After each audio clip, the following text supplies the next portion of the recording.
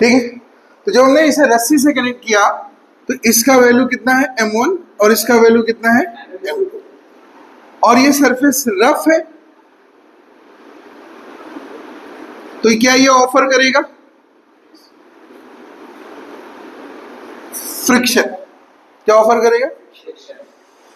Friction जब offer होगा तो फ्रिक्शन ऑफर होने के साथ साथ दो चीजें आएंगी, स्टैटिक फ्रिक्शन कोफिशिएंट और दूसरा दूसरा बेटे क्या, काइनेटिक फ्रिक्शन कोफिशिएंट।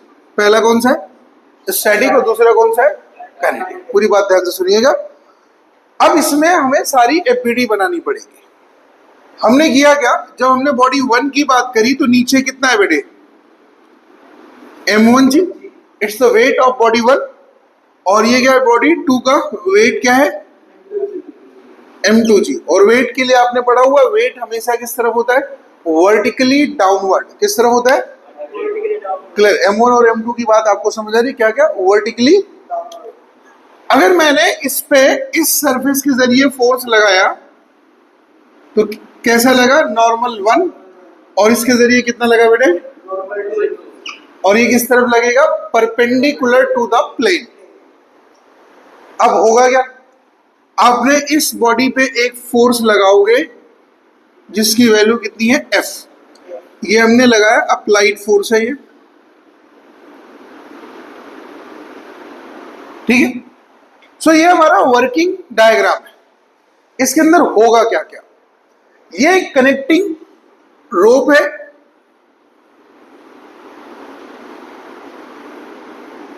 ये क्या बेटे कनेक्टिंग रोप। कनेक्टिंग रोप होने का कंडीशन कुछ ऐसा है कि रोप है तो इस रोप में टेंशन होगा। क्या होगा, और वो टेंशन हमेशा बॉडी से दूर होता है, बॉडी की तरफ नहीं होता है। तो अगर मैं इस बॉडी के लिए बात करूं इस रस्सी में तो टेंशन किस तरफ होगा अवे फ्रॉम द बॉडी, या ये कह सकते हैं इन द रोप। पूरी बात क्लियर है। और इसके लिए किस तरफ होगा अवे फ्रॉम द बॉडी, मतलब इन द रोप। जब तक हमारा कॉमन रोप रहेगा, कॉमन रोप, टेंशन क्या रहेगा कॉमन। जैसे रोप बदलेगा टेंशन की वैल्यू क्या होगी बदल जाएगी। तो यहां पे भी क्या हो जाएगा टेंशन। ध्यान से सुनिएगा, इस वाले फोर्स के लिए ये टेंशन क्या है एज अ पैसेंजर है, लेकिन इस बॉडी के लिए ये टेंशन क्या है एज अ ड्राइवर है। क्लियर है, क्या है ये ड्राइवर। यहां पे ये क्या है ड्राइवर, और यहां पे ये टेंशन ड्राइवर। होगा क्या, बहुत सारी चीजें आने वाली। अगर मैंने कहा रफ सरफेस है तो ये पूरा सरफेस इस बॉडी को क्या ऑफर करेगा फ्रिक्शन। क्या ऑफर करेगा पूरी बात सुनो, इस बॉडी को और इस बॉडी दोनों को ऑफर करेगा। तो हमेशा जिस फ्रिक्शन की हम यहाँ बात कर रहे हैं वो फ्रिक्शन कैसा है लीनियर फ्रिक्शन। लीनियर फ्रिक्शन हमेशा क्या होता है अगेंस्ट द मोशन। तो मोशन यहाँ पे किस तरफ होने को तैयार है फॉरवर्ड, तो यहाँ पे फ्रिक्शन किस तरफ होगा। तो यहाँ पे एक फोर्स आया जिसका नाम क्या है फ्रिक्शन, और फ्रिक्शन नाम दिया मैंने बॉडी 1 का तो क्या लिखा फ्रिक्शन 1। सेम ऐसे यहाँ पे एक फोर्स आएगा जिसका नाम दिया मैंने फ्रिक्शन, तो यहाँ पे क्या आएगा फ्रिक्शन 2। पूरी बात क्लियर। यहाँ पे क्या था फ्रिक्शन 2, यहाँ पे क्या है फ्रिक्शन। कोई कंफ्यूजन। अब हम दोनों बॉडी का अलग अलग एफबीडी बनाएंगे। तो हमने बात करी एफबीडी फॉर 1,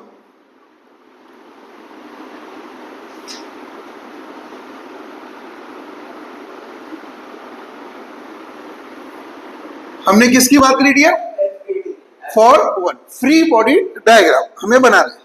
तो बॉडी 1 का डायग्राम बनाएंगे फॉर स्टैटिक कंडीशन। कंडीशन क्या है बेटे स्टैटिक, मतलब बॉडी हमेशा क्या रहेगी यहाँ पे रुकी ही रहेगी। तो हमने लिया बॉडी 1,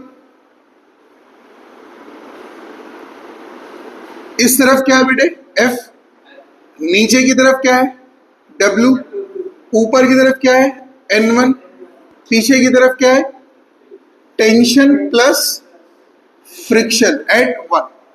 ये FS1 लिखा है, इसका मतलब क्या हो जाएगा स्टैटिक फ्रिक्शन ऑन बॉडी। नहीं समझे, ये किसमें है स्टैटिक फ्रिक्शन ऑन बॉडी, ये कितना है अपना टेंशन।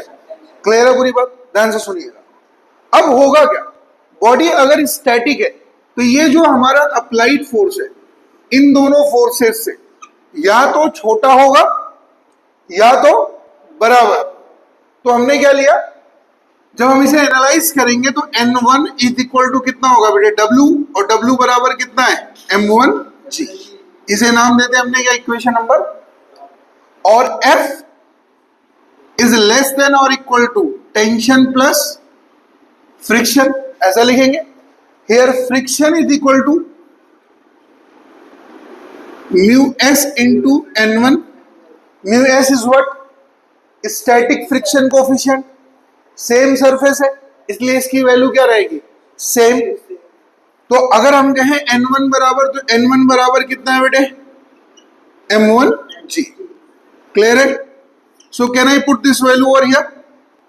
जब हम इसे यहां पे पुट करेंगे तो F इज इक्वल टू कितना हो जाएगा, tension plus mu S M1G।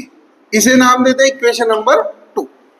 This is the equation for body 1 in case of static. पूरी बात क्लियर? अब हम आते हैं बॉडी 2 पे। हमारे पे किस पे आते हैं भैया, बॉडी 2। तो बॉडी 2 को जब हम करने की कोशिश करेंगे तो बॉडी 2 की एबिलिटी क्या है, स्टैटिक कंडीशन में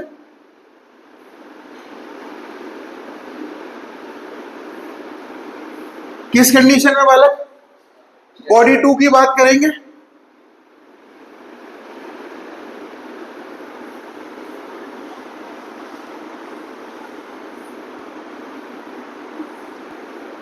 इस तरफ कौन सा लगा भैया फोर्स, टेंशन। नीचे कौन लगा, ऊपर कौन लगा बालक, पीछे कौन लगा। लिख सकते, लिख सकते। तो यहां पे टेंशन किसे पुल करने की कोशिश करेगा, फ्रिक्शन को। क्या कर पाएगा, क्या कर पाएगा, नहीं कर पाएगा, क्योंकि कंडीशन किसकी है, स्टैटिक की है। तो या तो ये टेंशन इस फ्रिक्शन से क्या हो, छोटा, या क्या हो, बराबर। ऐसे केस में ये इसे पुल नहीं कर पाएगा। सो ऐसे केस में हम क्या लिखने वाले हैं, टेंशन बराबर कितना, Fs2। और हियर Fs2 बराबर कितना हो गया बेटे, mu S into N2। Clear है पूरी बात? अब मैं N2 बराबर देखूंगा तो कितना आएगा, N2 बराबर कितना होगा, M2G। तो क्या लिखेंगे, T बराबर बताओ यहाँ पे, म्यू एस इंटू M2। इसे हमने दिया इक्वेशन नंबर। तो इक्वेशन नंबर 3 से टेंशन की वैल्यू निकाल के किस में डालेंगे, इक्वेशन नंबर 2 में। क्लियर है पूरी बात? तो अगर मैं आपसे कहूं, यहां से हमने टेंशन निकाला और जैसे मैंने इसे पुट करा किसमें, इक्वेशन नंबर 2 में, तो कितनी वैल्यू आई, F बराबर टेंशन प्लस कितना था, म्यू एस M1G। सो मैंने वहां से टेंशन लिया और जब मैंने यहां रखा तो कितनी वैल्यू आई, F बराबर mu S M1G plus mu S M2G। लिख सकते हैं सब। So can I take the mu S common, mu S और G कॉमन ले लूं मैं। सो कितनी वैल्यू आ जाएगी, म्यू एस बराबर कितना आएगा बालक, म्यू एस बराबर F अपॉन में कितना, M1 plus M2 into G। Clear है पूरी बात? पूरी बात समझ आ रही है? सो ये कौन सा वैल्यू हुआ, स्टैटिक में। ये क्या मिला हमें, स्टैटिक फ्रिक्शन कोफिशिएंट। क्या मिला हमें, स्टैटिक फ्रिक्शन कोफिशिएंट। पूरी बात क्लियर है? इसका मतलब क्या हो रहा है, पूरा का पूरा सिस्टम एक जगह पे खड़ा है, मूव नहीं कर रहा। पूरी बात क्लियर? और मूव ना करने के लिए जो रिस्पॉन्सिबल है वो कौन है, फ्रिक्शन। पूरी बात क्लियर है? समझ आया? नोट कर लीजिए इसे आप लोग।